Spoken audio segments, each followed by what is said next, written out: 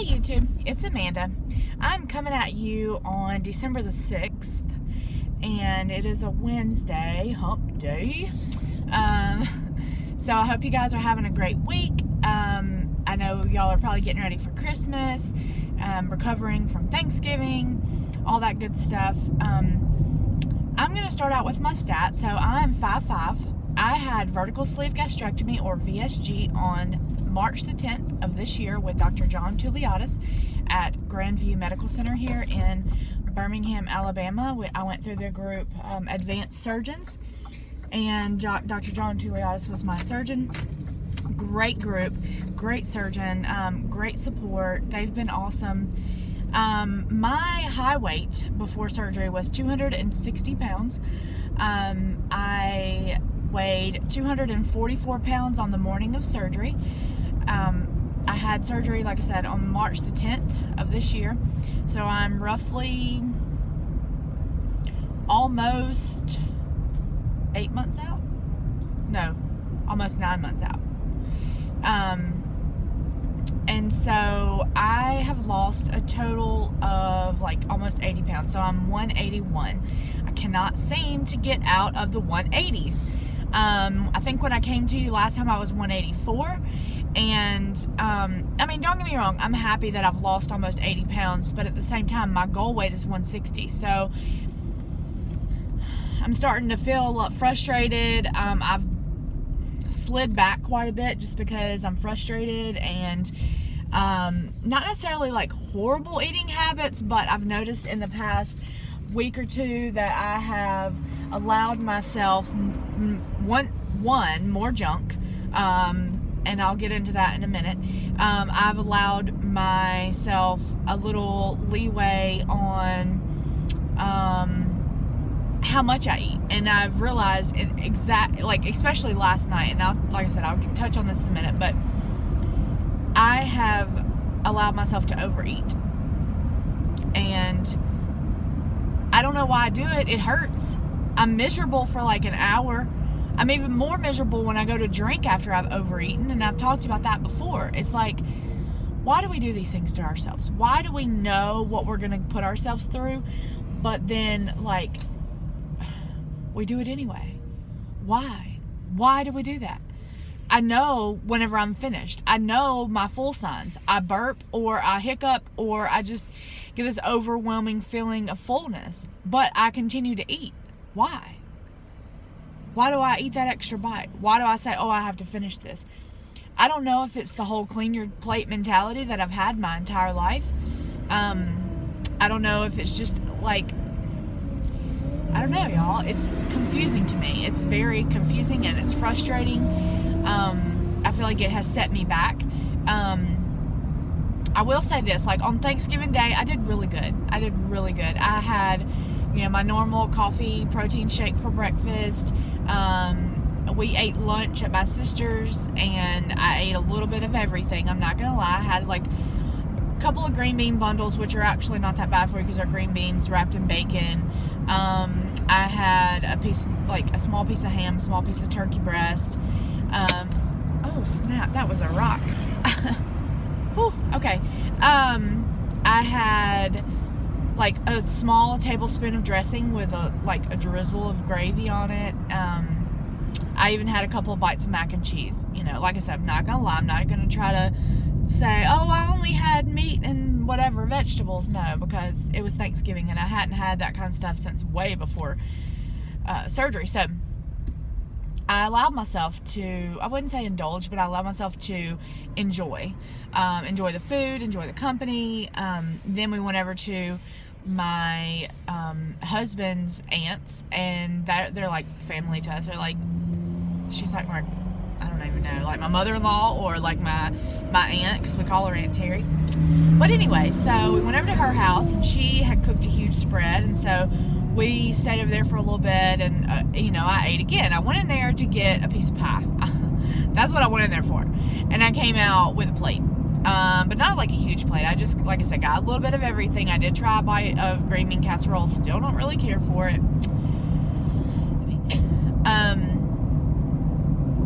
All right, so some things that I wanted to talk about. well, I've already talked about self-sabotage in the past, but I think that the overeating is a form of self-sabotage. It's not something that I'm happy about. It's not something that I think about until it's too late. And then the thoughts go through my head, like, should I make myself throw up? Which then I feel like I'm touching on a little bit more sensitive topics, such as bulimia. That's not a habit that I want to make. I don't want to overeat and then throw up to make myself feel better. I don't think that's healthy.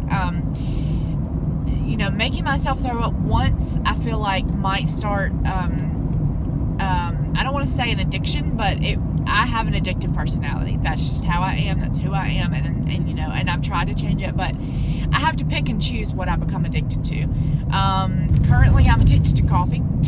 I have been drinking at least 2 to 3 cups of coffee a day. Now, to some, that may not sound like a lot, but, there are days where I will drink, I will get the majority of my protein from protein shakes, because that's all I drink is protein shakes and coffee. I have a 10-ounce cup of coffee with half of a protein shake and 1 pack of Truvia, and that's my go-to. If I'm hungry and I don't feel like eating food, that's what I make, is coffee and protein shake. Now, granted, I'm getting my protein, but what about my vitamins? I take my vitamin supplements, but what about, the vitamins that come in vegetables or, things like that? It just, I'm at a place right now where I feel like I'm too far out from my sleeve to really do anything other than restrict me just a tiny bit. I'm not losing on a regular basis. I think I lost 2 pounds last month. That's it. 2 pounds. And I know that it was going to slow down. I knew it was going to slow down. I know that it's not going to continue to fall off like it did before. And I'm not saying that I want it to. But what I do want is, I want progress, Now, one thing I can say is that even though my weight hasn't changed that much, I have dropped a pant size. So I was in a size 14 last time I came to y'all at 184.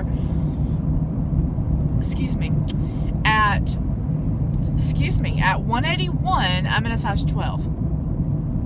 I think I even have a pair of 11s. No, I have a pair of 13s. And I could have gotten an 11, is what it was. I have bought myself a few items of clothing. I've mostly been salvaging what I had from being bigger and, fluctuating my weight all those years. So the pants have gotten unbelievably too big on me. So I had to go get some new jeans. And then my khakis, I just put a belt on. I can't find the khakis like I used to wear, which are the boot cut from Old Navy. I can't find those anymore. And if I do, they're high rise, and I don't like the way they sit on me, so I'm not wasting my money. So so for Thanksgiving, right before Thanksgiving, I went and bought some skinny jeans, which I would have never in a million years ever done. I had tried them on one time before, and when I tried them on, I felt like the fattest, frumpiest person ever, because number one, I had big thighs. I was a plus size person putting on plus size skinny jeans. What kind of sense does that make? A plus size person such as myself. Now, and I'm not saying that skinny jeans aren't good for every body type, because they completely are. But in my past experience, I could not get over the fact that they were called skinny jeans, and I was not skinny. And so I didn't like the way they looked on me.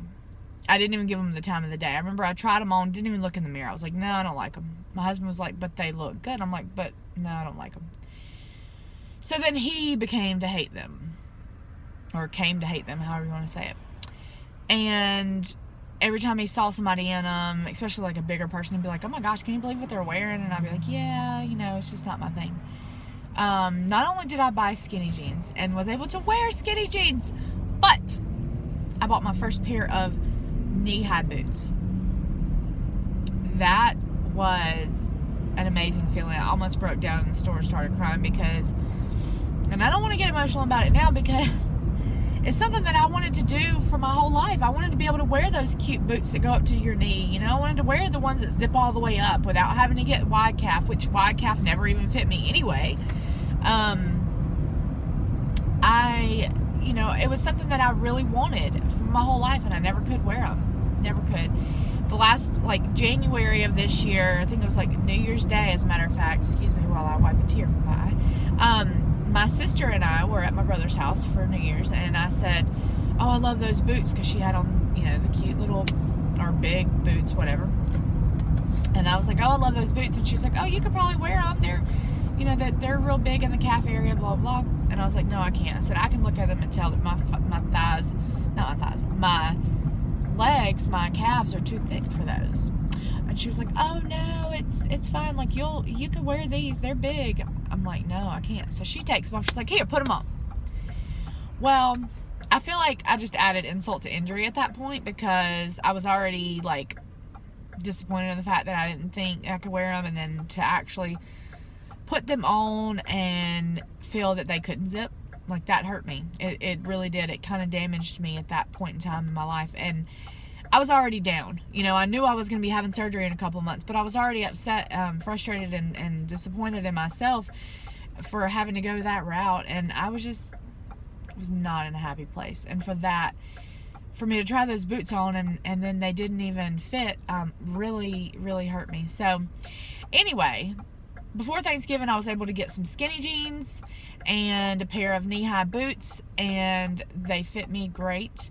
So I was really excited about that. Still am excited. As a matter of fact, I'm wearing them today because, you know, it's cold outside, and what goes better in cold weather than boots? So, all right, another thing I want to talk to y'all about is, this one's going to be a hard one, y'all. I was being very active. I was running. Yes, running. I've been going to the gym faithfully. Before Thanksgiving, I was getting in the gym at least 3 times a week, which may not sound like a lot to some people, but for me, it was good, because whenever I actually get to the gym, I do really good. And I was doing like every other day, because I would work out to where I couldn't hardly stand or use my arms, whichever part of my body I was working out that day. I would work it out to the fullest, and then the next day I would have to have a rest day, because if I didn't, I would be miserable and wouldn't be able to work out that day. So anyway, back to the gym. I was getting in the gym and running on the treadmill, and I had gotten to be able to run for 3 minutes without stopping. 3 minutes, like, again, doesn't sound like a lot to some people, but for me, who could barely run for 15 seconds, yes, seconds, I could barely run for 15 seconds before surgery, y'all. And this was when I was at like 230. So I wasn't as, obviously, small as I am now, but I was smaller than I was at my highest. And I still feel like, even before that, when I would try to run, I still couldn't run for longer than 15 minutes without feeling like 15 seconds before I felt like I was going to die. I mean, like, chest hurting, legs, you know, spaghetti, just miserable. And I ran for 3 minutes, and not just once, but I did it I ran for 15 minutes total, ran and walked, and I did 3-minute intervals. So I would run for 3 minutes, and then I'd walk for like a minute, maybe a minute and a half, and then I would run for 3 minutes, and I would walk for a minute and a half, whatever. And so for 15 minutes I did that, the last day I went to the gym before Thanksgiving, and I felt so accomplished. I felt like I had really done something, you know, and I felt proud of myself, and I was feeling stronger and everything. Well, Thanksgiving Day came and went, no exercise, you know, I did a lot of walking, but no like working out, no running, no, you know, none of that. My sister did show me a couple of like exercises to do, like push-ups on the counter or whatever, and I'm like, yeah, I really need to start doing push-ups because my upper body strength sucks. Well, the day after Thanksgiving, I was playing around with my nephew, which, NSV, y'all, I was able to play with my nephew, and my nephew is 12, so honestly, it wasn't that big of a deal, but for me, it was, because I've never been able to find anything that I could relate to him on. He's a very athletic little boy. He plays soccer, he plays baseball, he plays, you know, all these different sports, and he is awesome at them. He's short, and he's like stout. He is nothing but muscle. Anyway, back to what I was saying. So we went for a run. That went really great. He kept saying, like, turn around and saying, where are you at? You know, I mean, I told him before we started, I was like, I can't run all the way, but I will do my best. And I did. I ran a good bit that day, and I was feeling great about it, you know, and I was outside versus on the treadmill, which is another defeat for me, because I've never been able to work out outside without being completely miserable, whether it's cold, which it was that day. It was chilly, and so running outside actually made my chest hurt, but I didn't care. I had already done walking lunges down the driveway. I'd already ran, like I would walk lunge down the driveway and then run back, and then walk lunge and then run back.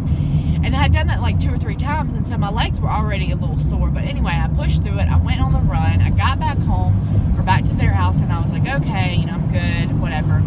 Got my workout in for the day. Well, my nephew was like, hey, TT, which is what he calls me. He was like, hey, do you want to go jump on the trampoline? And I'm like, yes, I love the trampoline. Let's go. So we go, we get on the trampoline, you know, we're jumping, we're having a good time. He's showing me all these tricks, and hey, TT, can you do this? And hey, TT, can you do that? And I'm like, yeah, I can totally do that. And so I'm flipping, and, you know, and I'm jumping, and then sitting Indian style and jumping back up, and I'm doing all these crazy, weird things that adults aren't supposed to do on a trampoline. And all of a sudden, I felt this twinge in my back. Immediately, it didn't hurt horribly. Like, immediately, it just felt like a twinge. So, you know, like, oh, okay, maybe I overstretched that muscle, or maybe I pinched that nerve, or maybe I aggravated that nerve, whatever. And I felt that, and I was like, oh, no. So, I was like, okay, I'm going to stop jumping. So, I sat down. Well, my nephew kept jumping, and finally, the pain got a little bit worse and a little bit worse and a little bit worse, and to the point I was like, okay, I gotta get off the trampoline. I can't. It hurt.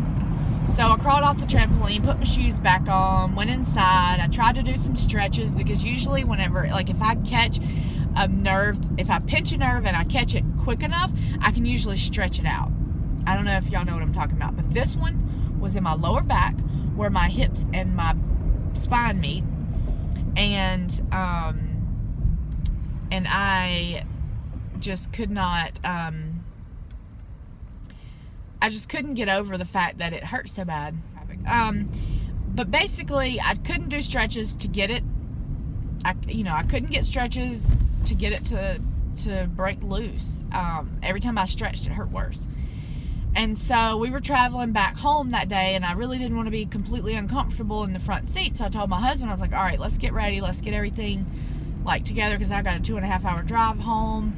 Like, I'm ready to go. And so we rounded everybody up. We went and packed everything in the truck. I dealt with the pain through, you know, getting home or whatever. I have heated seats in my new car, so I was very thankful for that, because those heated seats really helped. Plus the lumbar thing that popped out really helped me that day, and I was okay. Well, went to sleep that night. I think I did sleep on my bed, and I slept on a heating pad.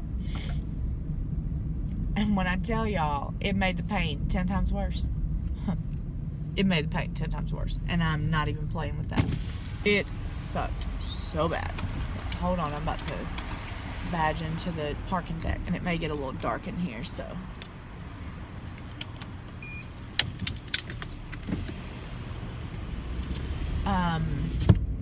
I was in pain. I was in severe pain. Now, I like to say that I have a good tolerance for pain, but obviously I'm a baby when it comes to pain, according to my husband anyway.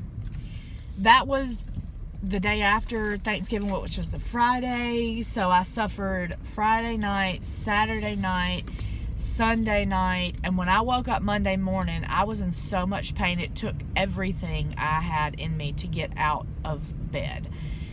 And my husband tried to help me. I tried to slide. I tried to roll. I did everything I could to get out of the bed without hurting my back even more. But it didn't matter which way I moved. It didn't matter which way I turned, which way I rolled. It didn't matter how, you know, my husband was trying to help me. I was hurting. It hurt so bad. I cried and I screamed. Like, my kids were like, oh my gosh, my mom's in pain, you know.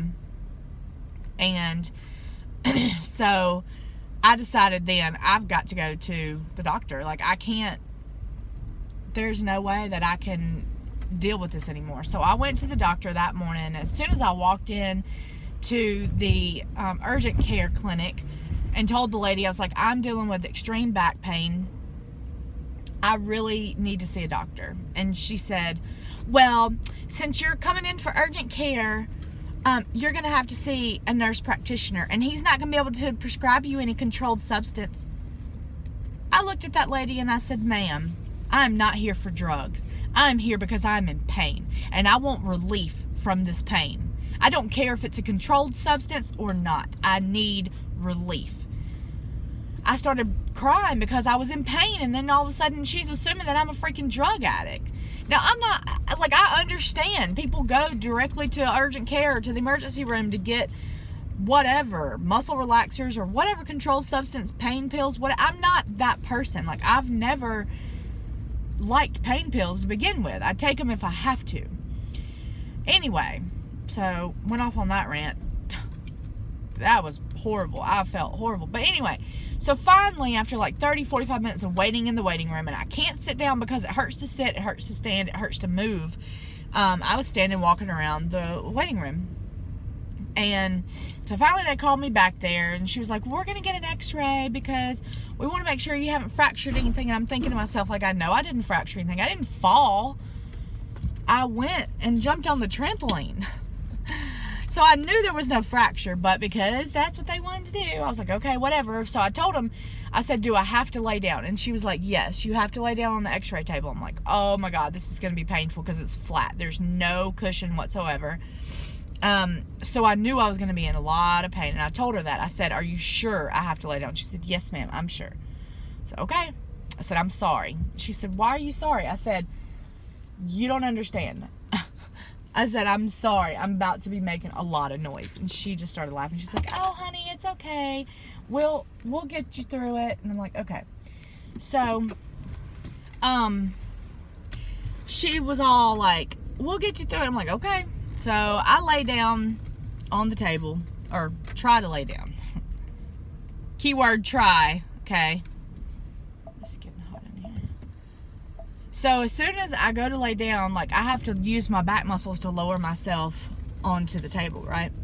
My back starts spazzing. So I'm screaming out in pain, and 3 nurses come running in, and they're like, oh my God, what is going on? You know, and she's like, oh, she's in a lot of pain. She can't lay down. So they help me get back up. And she's like, well, let me go tell the doctor. I was like, look, if I have to lay down, I have to lay down. Just give me some time and some privacy, and I will figure it out. And once I lay down, you better hurry up and get those x-rays, because I'm getting back up immediately. Like, I was in so much pain, y'all. They didn't believe me, I don't think, until that happened. And then, so they helped me. It took like 4 nurses to help me lower me onto the table. I cried the whole time they were doing the x-ray, and then to get me off the table was a whole nother, you know, thing. And so once they got that, the doctor looked at it. He was like, there's nothing wrong as far as like a fracture. I don't see anything like that. And on an x-ray, you really can't see like irritation or anything like that. So I was like, okay, whatever. What are we gonna, you know, what's the game plan here? Like, how can you get me some relief? And so he was all like, okay, we can get you some relief. We can, you know, this is what we can do. And so he said, I can prescribe you a muscle relaxer and something for the inflammation. I specifically told him I could not take NSAIDs because, you know, sleeve, gastric bypass, we can't have NSAIDs. I don't know if he just didn't believe me or he just didn't want to pay attention. I don't know what the reasoning was, but I know that he prescribed me an NSAID. And as much pain as I was in, y'all, I didn't care. I did not care. I was like, okay, I'll take it. So I took the muscle relaxer and the pain medicine religiously for a couple of days. Anyway, I took the pain reliever and inflammation medicine along with the muscle relaxer religiously for a few days, and it started easing up immediately after I took the muscle relaxer. I felt so much better, but that has kept me out of the gym. And then I guess I've been eating my feelings because I've been eating crap, Cheez-Its and crap. And so I'm ready to be back in the gym. I'm ready to be back on track. And I feel like today's the day. Like, I'm not going to drink coffee all day. You know, I'm going to try to get me a good salad in for lunch, like a good chicken salad. That's what I want to do. Want to eat like a really good chicken salad from somewhere. Not chicken salad, but like a salad with grilled chicken on it. I'm just going to get back to the basics and kind of start over, because I feel like that's going to help me. It's going to motivate me to get back on track 100%. It's going to motivate me to get back in the gym 100%. And I feel like it's going to make me feel better, because the past few days I've eaten crap and I've felt like crap. And before surgery, I wouldn't have cared. I would have fallen off the bandwagon. I would have, you know, pretty much never gotten back on track, never cared enough to pay attention to what I was eating to know that I wasn't on track. So that's the difference between before surgery and now. I feel like I have more control. And maybe I do, maybe I don't. But I feel like I do. So I'll be back in a minute.